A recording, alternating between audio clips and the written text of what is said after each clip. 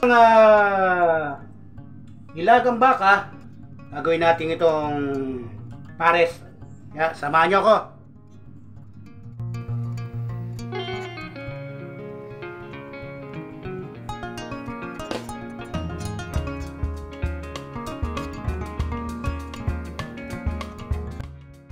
Simulan na natin ating pagluluto ng pares na nilaga na ginawang pares. Una, lagyan natin ng mantika. Mainit na yung ating kawali. Lagyan natin ng konting mantika.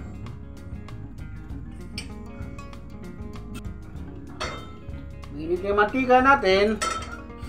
Lagyan natin ng ating bawang. Magigisa tayo ng bawang. Gusto natin na konti lang naman. Buyas.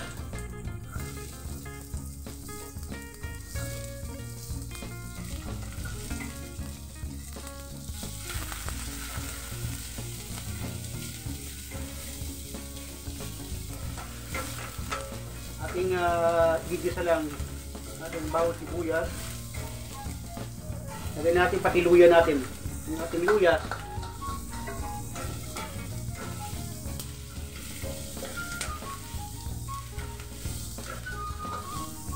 Ating cinnamon at saka yung ating star anise. Sasarapin natin yan. Manami-gami na. Ito muna yung ating gagawing pares. Konti lang natin. Ito yung tira-tira ko na aking nilagang baka. Gawa natin ng konting twist.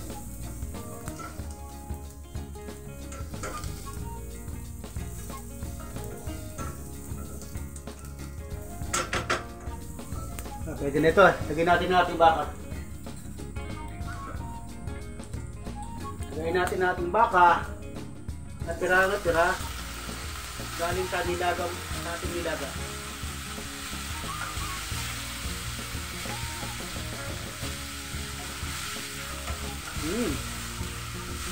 Wala na kita.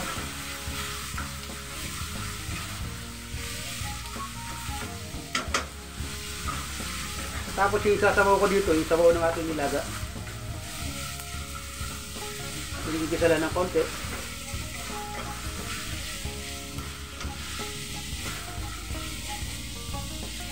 Sarap-sarap na.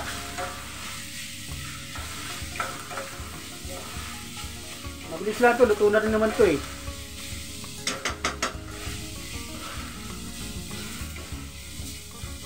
Lagyan natin yung sabaw.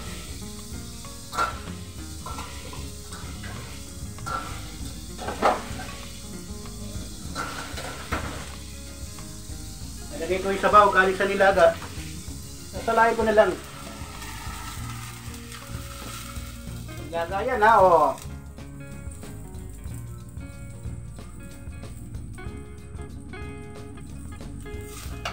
Medyo maalat na rin yan. Kaunting toyo na lang nilalagay ko dyan. Medyo kulang ang sabaw. Dagdagan natin ng konting tubig to.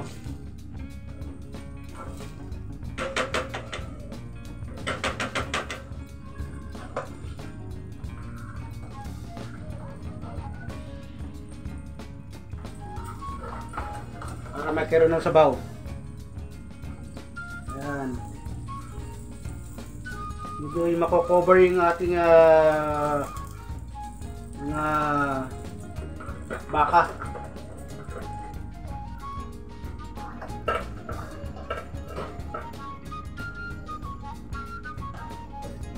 Medyo pakukulong-kulong lang natin.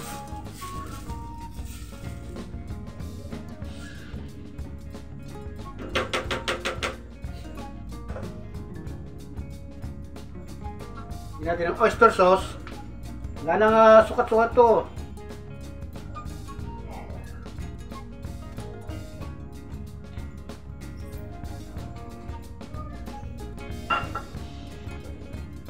Kunting toyo lang. Depende sa inyo kung gaano alat kasi huwag masyadong maalat.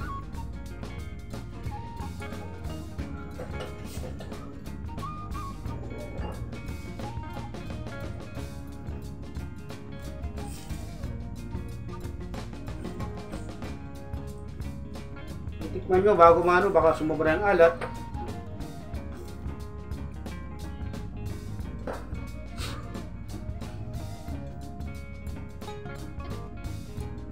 Pakuloyin muna natin. Kumukulo na, lagyan natin ng asukal. Depende sa inyo kung gaano karami ang inyong lalagay na asukal. Depende sa inyong taste. Kung matamis o ano.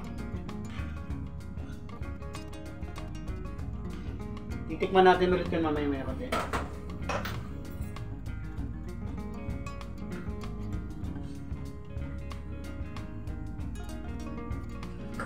Konti pang toyo.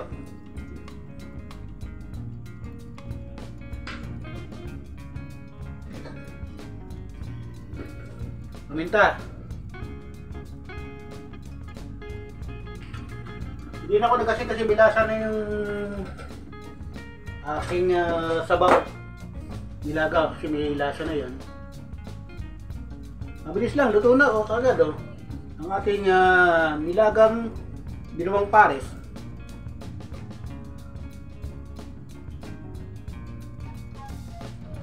Ating papartneran niya ng ating sinangag, fried rice. Yun, yung sabaw nito, palalaputin natin ito, lalagyan natin ng corn flour. Bago natin lagyan ng corn flour, taste muna natin kung okay na.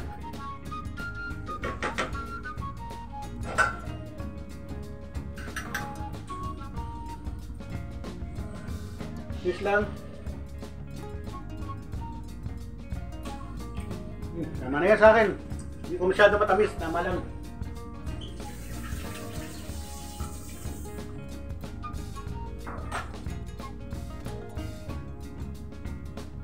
Pakuloy ko muna 1 minute, lalagyan natin ng corn flour.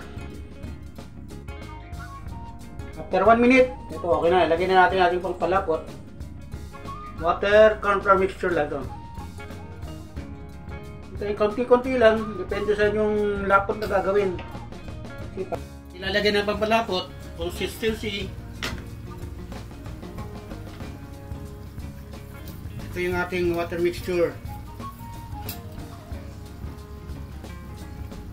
Unti-unti lang para maano natin yung lapot ng ating sabaw. Kasi pag sumobrang labot yan at yung pinalamig, makakaroon parang magiging paste na yan. Ang katamtamang lang. Ito, tama na sa akin to. Para may sabaw. Mabilis lang, luto na kagad yung ating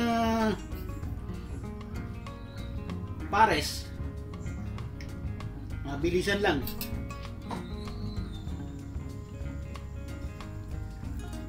Buti pa.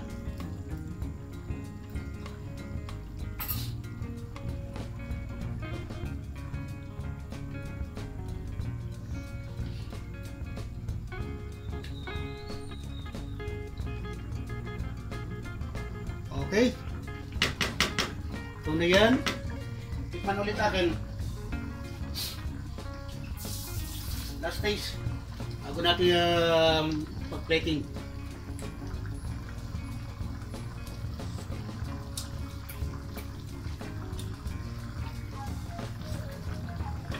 Sige na. Plating na muna tayo. Sa ating sinangag. Okay? Pilate na natin ating nilagang pares. Nilaga na ginawang pares. Sama natin lahat yan.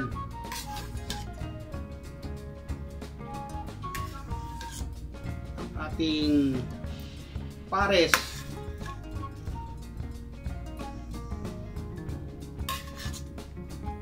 Ayan.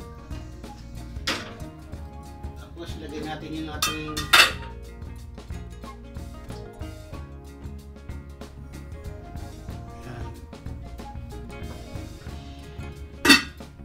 tarap niya, may sinangag. Lagyan natin ang ating bling bling.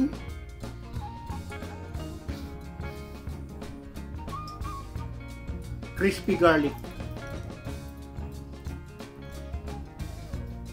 Hindi pa.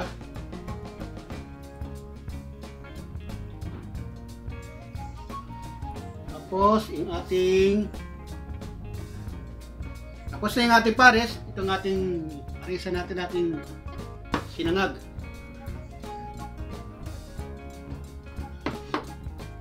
Lalagay na natin yung ating kapares ng ating pares, nilagang ginawang pares.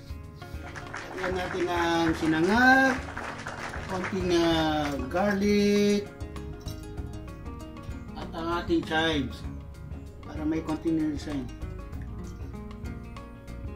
Ito na yung ating nilaga na ginawang pares. Diba? Kasimple na, mabilis lang. Tara, kain na tayo.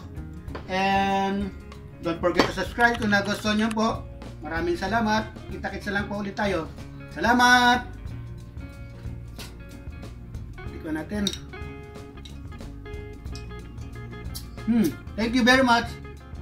Sa susunod na video ulit po. Salamat! Sana nagustuhan nyo.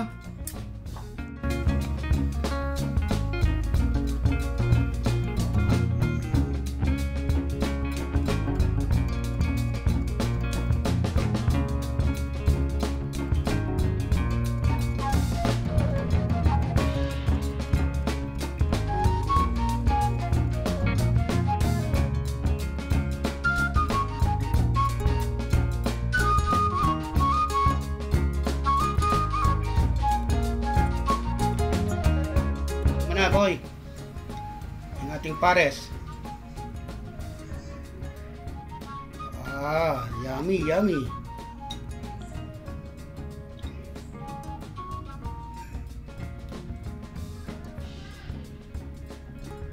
Yes, mami yung ating ginawang pares. Anong lasa? Ang sarap. Okay, salamat.